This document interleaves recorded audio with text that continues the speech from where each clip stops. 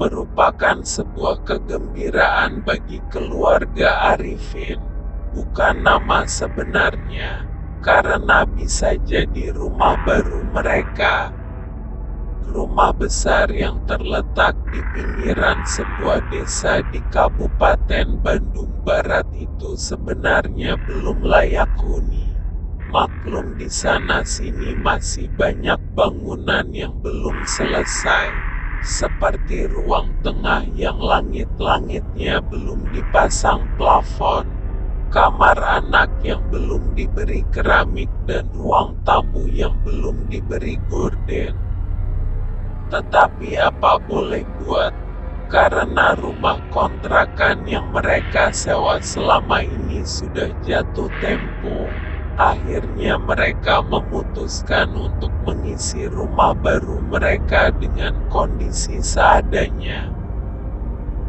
Malam ini adalah malam pertama bagi keluarga kecil Arifin untuk menjalankan rumah baru mereka. Pria yang berusia sekitar 35 tahun ini beserta istri dan kedua anaknya sudah sangat lelah karena sejak tadi pagi seharian memberikan rumah mereka. Oleh sebab itu tidak aneh kalau baru pukul 20.30 mereka sudah mulai merebahkan diri beristirahat di sebuah kamar yang terletak di ruang tengah. Mungkin karena mengatasi dan juga karena udara dingin yang merasuk sampai ke sumsum tulang membuat mereka semua cepat terlelap di peraduan. Salah seorang anak Arifin yang kebetulan tidurnya di sampingnya, mempunyai kebiasaan kalau tidur tidak bisa diam. Anak ini sering membolak-balikkan badannya.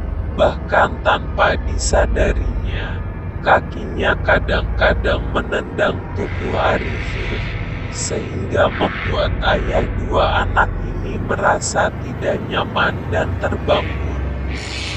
Sekitar pukul 21.30 Arifin lalu memutuskan untuk pindah tidur ke ruang tamu yang kondisinya saat itu masih seadanya. Kaca jendela terbuka tanpa ruang terbuka sehelai gorden pun, sehingga pemandangan di luar jelas sekali terlihat. Lampu ruang tamu memang sudah mati sejak tadi, sehingga penerangan hanya mengandalkan lampu luar yang cahayanya langsung menembus ke dalam. Arifin memilih tidur di sofa dengan posisi menyamping menghadap ke arah pintu dan jendela depan, sementara kepalanya membelakangi ruang tengah rumah mereka yang saat itu tidak ada sekat, karena pintunya memang belum jadi. Dia pun segera melanjutkan tidurnya yang tadi tidak sempat terganggu.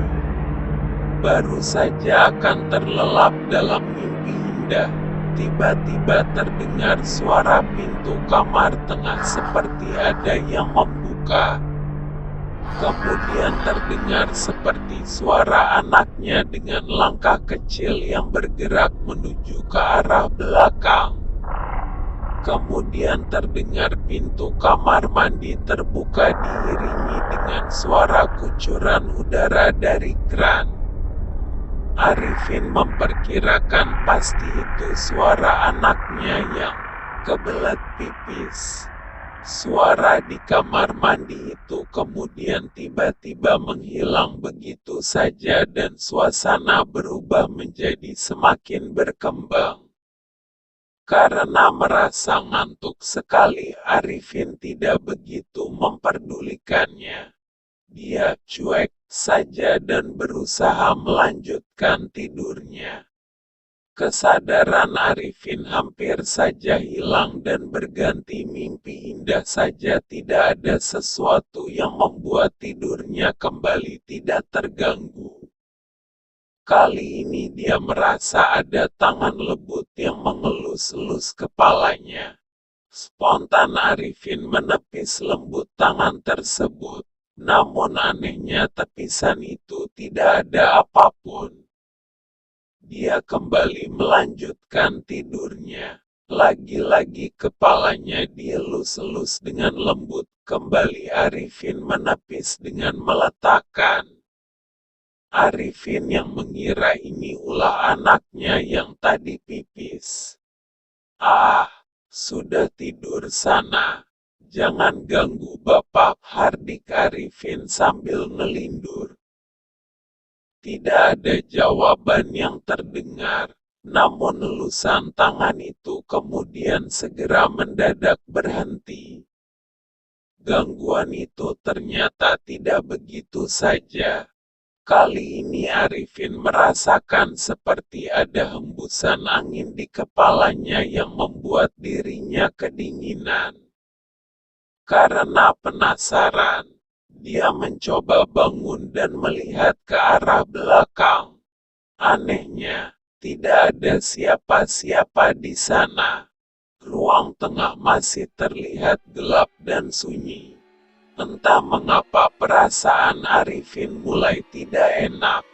Badannya mulai merinding dan bulu kuduknya kini mendadak jadi berdiri. Pikiran aneh mulai merebak di kepalanya. Namun antara sadar dengan tidak karena ngantuk berat, dia kembali menenangkan pikirannya dan kembali melanjutkan tidurnya sambil menutupi tubuhnya dengan selimut. Belum juga benar-benar tertidur, di depan rumah Arifin sayup-sayup terdengar seperti ada keramaian. Semakin lama suara-suara itu semakin jelas dan membuat tidurnya mulai tidak kembali. Dirinya jadi penasaran, ada apa sebenarnya yang terjadi. Matanya secara perlahan mulai dibuka sambil menahan ngantuk. Alangkah terkejutnya Arifin melihat pemandangan yang ada di luar teras rumah. Antara percaya dengan tidak, dia melihat begitu banyak makhluk aneh yang berseliweran di depan rumah adat. Semuanya nampak jelas di matanya. Ada makhluk yang tinggi kurus bermata besar dengan jemarinya yang panjang dan berjalan seperti orang hutan. Ada juga makhluk cepul yang badannya gendut dengan wajah seperti kena penyakit borok. Ada juga makhluk berkuping lancip seperti Spock dalam film Star Trek. Ada juga makhluk bertelinga besar mirip gajah dengan kaki seperti ayam. Pokoknya semua makhluk yang dilihatnya itu belum pernah ditemuinya di alam nyata. Badan Arifin semakin menggigil ketakutan, lalu cepat-cepat berinovasi dengan selimut yang berusaha menghalau pandangannya. Suara-suara itu terus mengganggu tidurnya. Semula dia berpikir mungkin ini hanya mimpi. Lalu dia mencoba untuk mengintip melalui selimutnya. Benar saja, makhluk-makhluk itu masih ada dan terlihat jelas. Mereka sedang asik dengan kesibukannya. Terlihat bagaimana tingkah pola makhluk yang hampir semua bentuknya aneh dan menakutkan itu. Ada makhluk yang sesama-sesama mereka. Cara bicaranya cepat, seperti kita menonton adegan dialog dalam film yang diputar cepat. Suara mereka terdengar tidak begitu jelas. Hanya seperti suara mendesis. Di antara mereka ada juga yang terlihat seperti sedang berdagang. Ada yang duduk bersila. Belum habis rasa kaget Arifin melihat pemandangan yang begitu menakutkan itu. Entah dari mana datangnya. Tiba-tiba salah satu makhluk itu sudah ada di hadapannya. Padahal pintu rumah dan jendela masih tertutup rapat. Makhluk aneh tersebut sedang dalam posisi mengendap-endap seperti anak kecil yang sedang main petak umpet dan memintanya untuk diam, dengan cara meletakkan telunjuk jarinya yang panjat ke mulutnya sambil mengeluarkan suara set. Petik 2 titik. Kali ini pertahanan Arifin goyah. Dia berusaha menjerit sekuatnya, namun lehernya seperti ungkapan.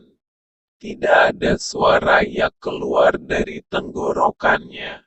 Badannya semakin menggigil ketakutan. Dengan seluruh kekuatannya, dia berusaha bangkit dari sofa. Namun anehnya tubuhnya terasa berat sekali. Dia berusaha meronta sekuatnya. Lagi-lagi usahanya sia-sia. Untungnya Arifin masih ingat dengan kata-kata guru ngajinya dulu. Kalau ketemu hantu, baca saja ayat-ayat suci Al-Quran. Lantas dia mencoba membaca ayat-ayat suci Al-Quran yang diingatnya. Benar saja, tubuhnya tiba-tiba menjadi ringan dan dengan gerakan ciptaan dia meloncat dari sofa, segera menuju ke kamar. Ada apa, Pak? Kok seperti ketakutan? Katanya istrinya yang mendadak terbangun. Nggak apa-apa kok, Ma. Bapak cuma kedinginan. Kata Arifin berusaha menutupi kejadian yang sebenarnya, karena khawatir istrinya jadi ikut ketakutan. Keesokan paginya, Arifin menanyakan kepada istrinya apakah tadi malam salah seorang anaknya ada yang keluar untuk kencing. Istrinya mengatakan kalau anak mereka tadi malam tidur terlelap dan tidak pernah keluar kamar sampai pagi. Lantas tadi malam yang ke kamar mandi itu siapa? Pikir Arifin. Pasti ini ulah hantu penghuni rumah mereka. Tetapi Arifin tetap berusaha menutupi kejadian di depan anak dan istrinya. Karena dia tidak ingin keluarganya ketakutan dan tidak mau tinggal di sana. Selang beberapa minggu kemudian badan Arifin tidak fit dan minta urut dengan lelaki tua berumur 60-an. Seorang tukang urut kampureng yang tinggalnya tidak jauh dari rumah mereka. Sambil diurut, dia iseng-iseng menceritakan pengalaman yang pernah dialaminya.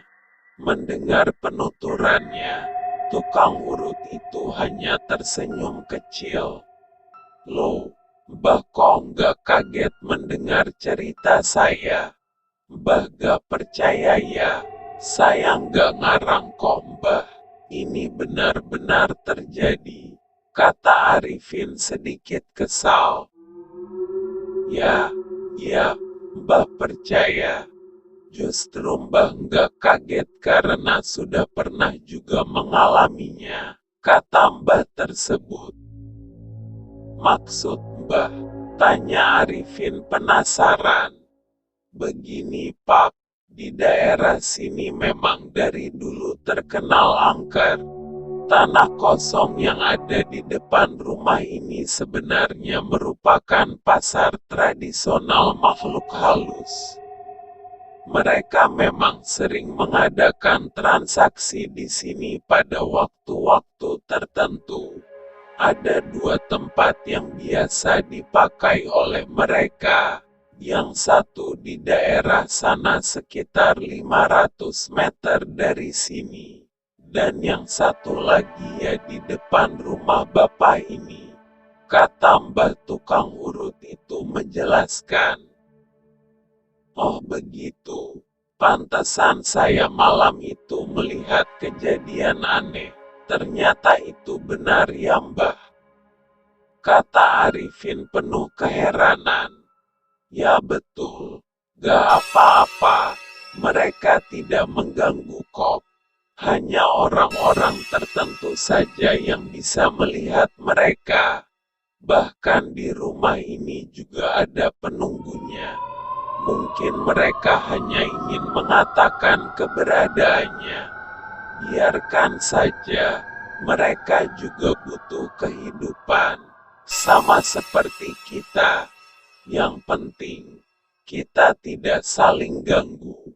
Mereka juga makhluk Allah, juga Pak Pungkas tukang urut itu. Sejak saat itu Arifin yang semula sholatnya milik Bentong, menjadi rajin sholat dan berusaha tegar menyikapi kondisi unik di seputar rumah. Kini dia bisa hidup berdampingan dengan makhluk-makhluk tersebut. Kadang-kadang kejadian aneh masih sering dialaminya.